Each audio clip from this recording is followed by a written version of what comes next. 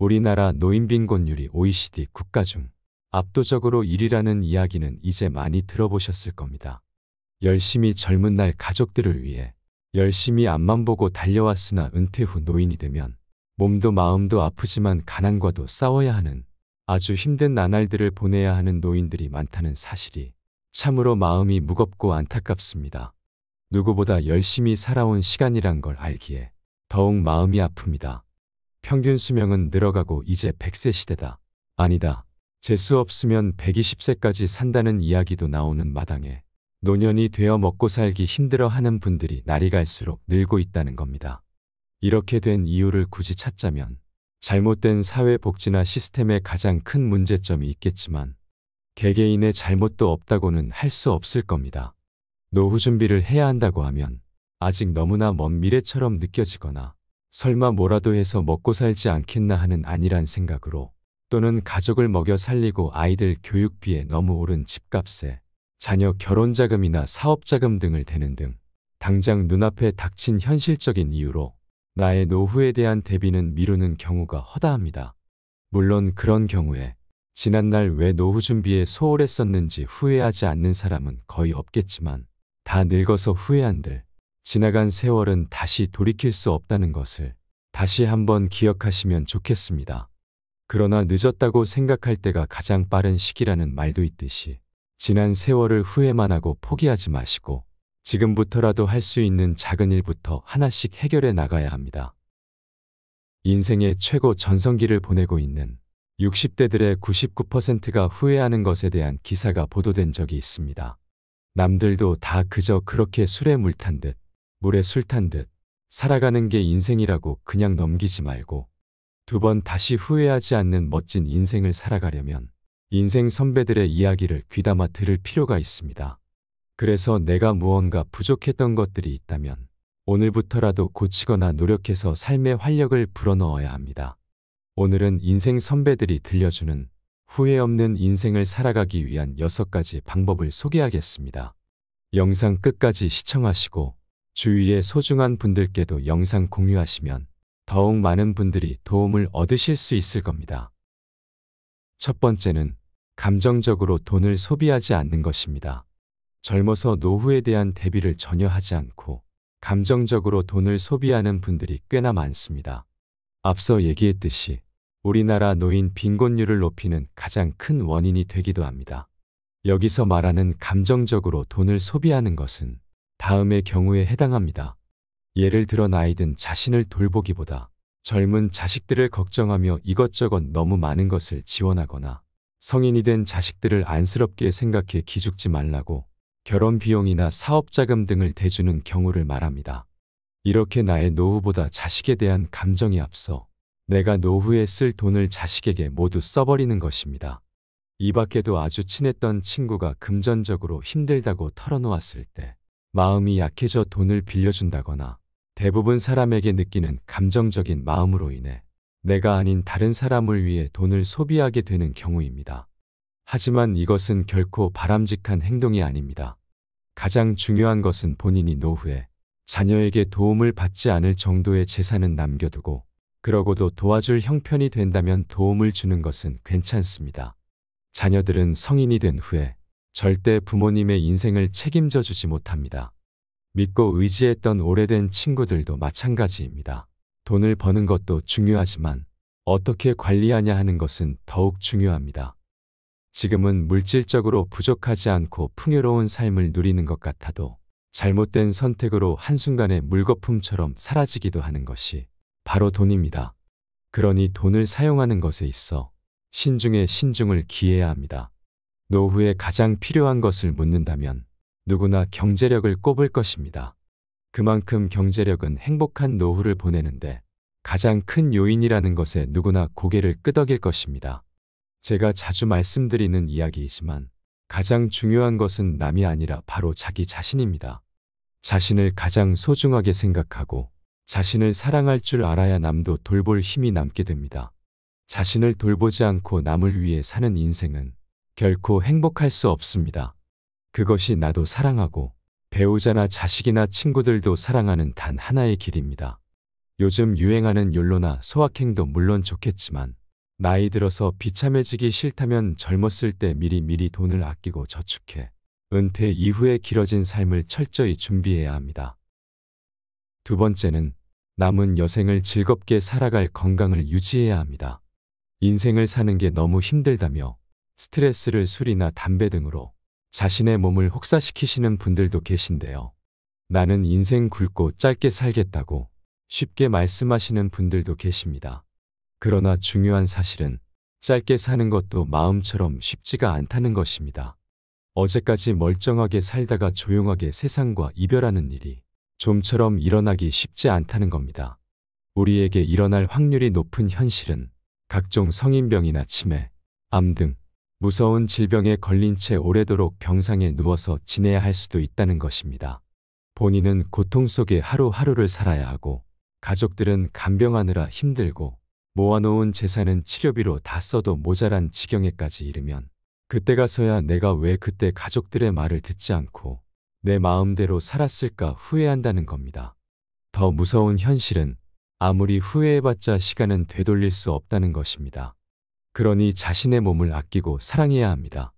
지금은 일도 바쁘고 사람들과 약속도 있고 아직 젊으니 은퇴하면 시간 나면 운동하겠다고 미루지 마시고 오늘부터 당장 노후의 건강한 생활을 위해 투자해야 합니다.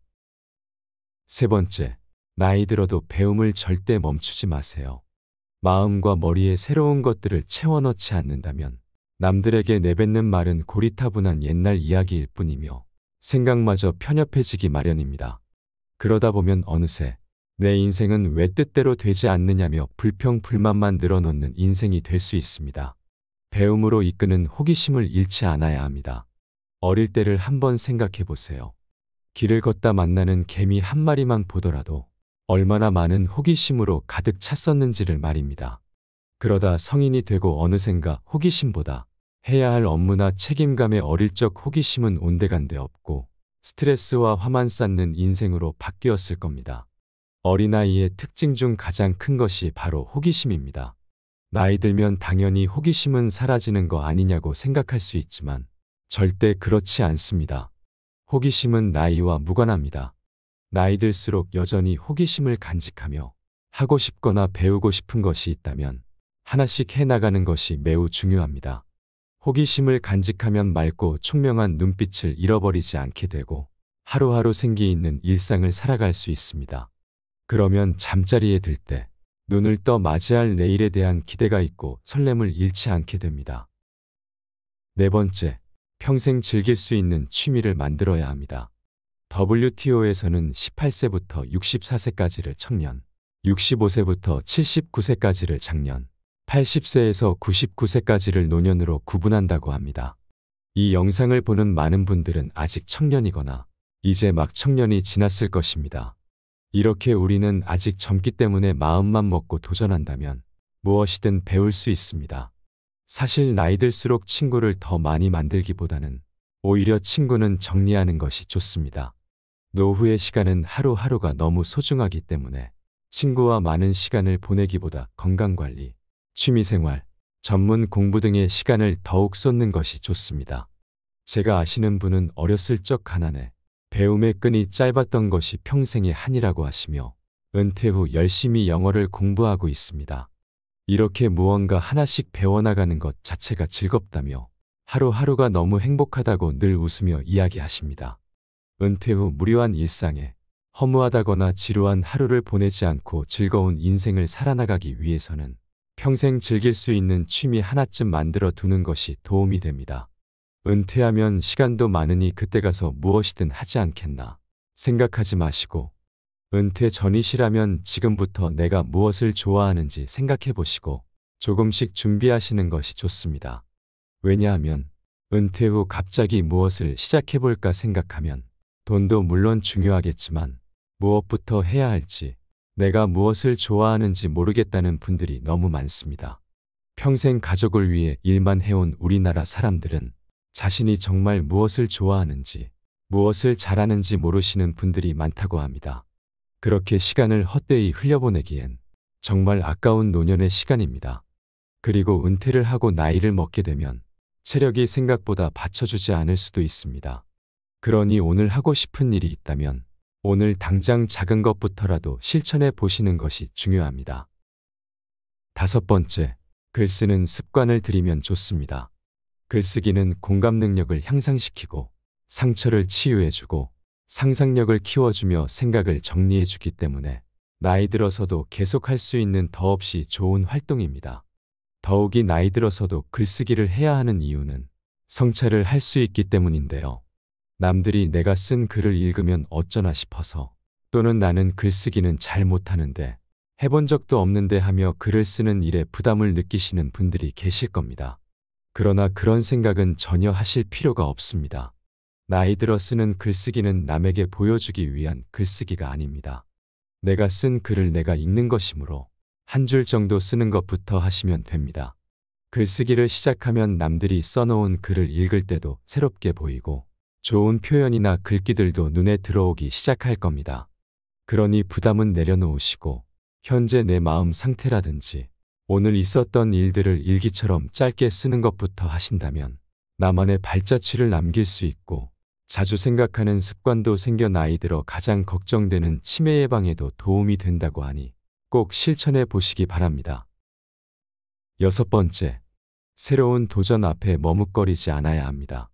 우리의 인생이 긴 것 같아도 이제와 돌이켜보면 후회만 가득한 것이 인생이라고 합니다.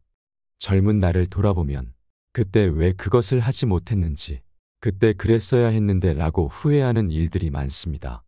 그러니 지금부터라도 더 이상 그러한 후회를 마음에 남기지 않도록 당장 시작해보세요. 도전 앞에서 머뭇거리거나 마음만큼 잘 안 되면 어쩌지 하는 염려에 주춤거리게 되는데요.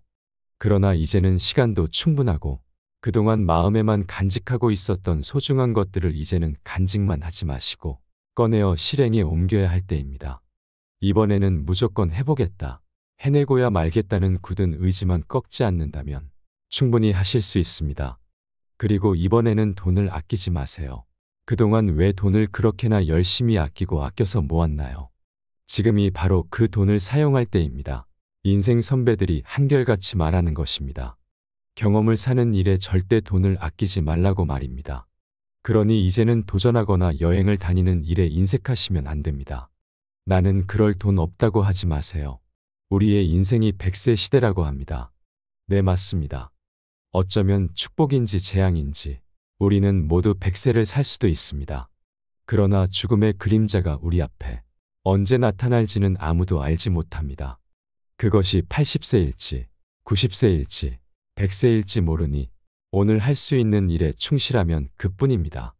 오늘 영상을 시청하신 모든 분들은 나이 들어 후회를 조금이라도 줄일 수 있도록 하루하루 즐겁고 행복한 날들로 남은 여생을 채워나가시길 끝까지 응원하겠습니다. 이상으로 밤을 잊은 철학이었습니다. 철학이 있는 당신의 삶을 응원합니다.